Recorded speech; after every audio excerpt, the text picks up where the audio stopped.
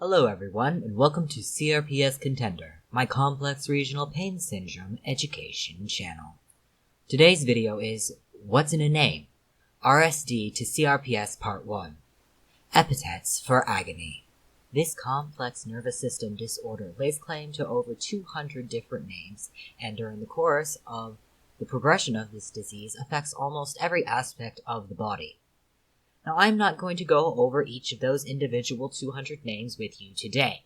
Instead, what I am going to do is cover some of the most recognized names and why those names were utilized. However, I did want to give you a bit of a sampling of some of those other names here, and while I am not going to go over each of them individually, if you look at the screen, you'll notice that there are many recurrent parts of words in different combinations throughout this. So I do want to go over a little bit of what each of those terms means so you can have a better understanding of the official diagnoses here. Atrophy happens when a nerve is damaged. That affects the ability of the muscle systems that those nerves control to properly function. Algo is just a prefix for pain. Neuro, anything having to do with the nervous system. Dystrophy, very similar to atrophy, but different in cause. Dystrophy is often caused by genetic mutation where the muscle wastes away. Notice a large section of post-traumatic here. Osteo, anything having to do with bones. You see lots of sympathetic over here. That is referring to your sympathetic nervous system. Vascular, that would be having to do with your circulatory system. There is one specific one that I do want to draw your attention to after all of this terminology and nomenclature. Dysfunction syndrome. I really have nothing else to say about that, except that I find it hilarious. So what have been some of the most well-known names in the last 160 years for this particular disorder? The first one I want to discuss is Causalgia. Now this originally comes from Greek and means burning pain. In 1846, while working with veterans of the Civil War, Weir Mitchell, who is known as the father of American neurology, gave the first detailed description of what is now known as CRPS.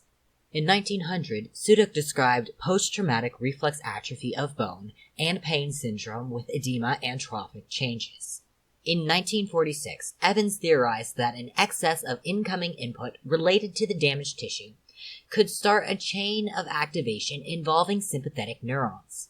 This was coined reflex sympathetic dystrophy, and it gained a great deal of traction in the medical community and is one of the most widely known names for this disorder, even to this day. In fact, many professionals still utilize this terminology, even though the name changed to CRPS quite some time ago. Now, one more that didn't gain a lot of traction, but that I do want to discuss because it has started to be more recognized in recent decades, is traumatic arterial vasospasm. 1 year after Evans released his hypothesis, Foisy theorized that a lack of blood supply and endothelial dysfunction could cause similar symptoms to what Evans had hypothesized.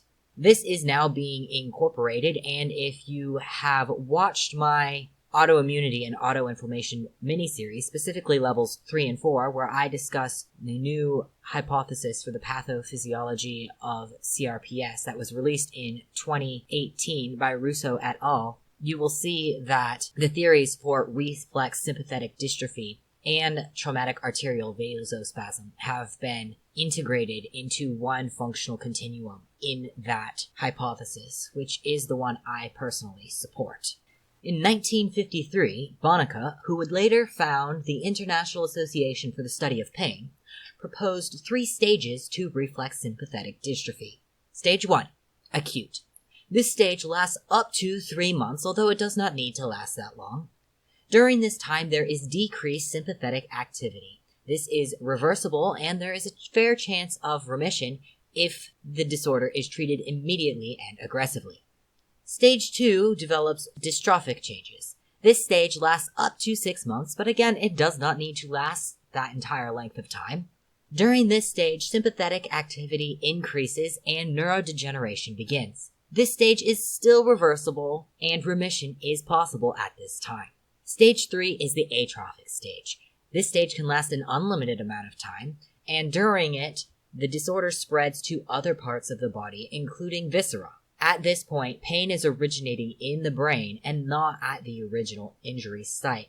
You have fully transitioned from sympathetically maintained pain to sympathetically independent pain. This is why amputation does not work very well with CRPS, because once you reach a certain point where you start to truly consider amputation as an option, pain is not occurring in that part of the body anymore. It is just expressing the pain that is happening inside your head. And so the removal of the limb is unlikely to fix the problem. At this point, irreversible damage has occurred, as well as a crippling, unrelenting pain, and going into full remission is highly unlikely. So how did RSD become CRPS? Well, in 1993, at the International Association for the Study of Pain's Orlando Conference, Bonica proposed a name change from RSD to Complex Regional Pain Syndrome.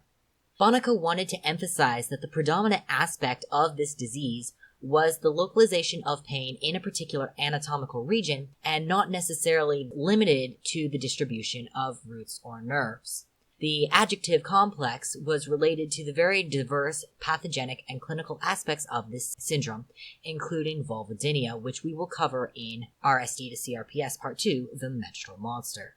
Part of the reason that this name change was done was the concern of too much attention being focused on the sympathetic nervous system dysfunction. While that is a very important and driving factor in this disease, it is not the only factor. It was hoped a change of names would bring a broader view to our understanding of this disorder and our ability to treat it.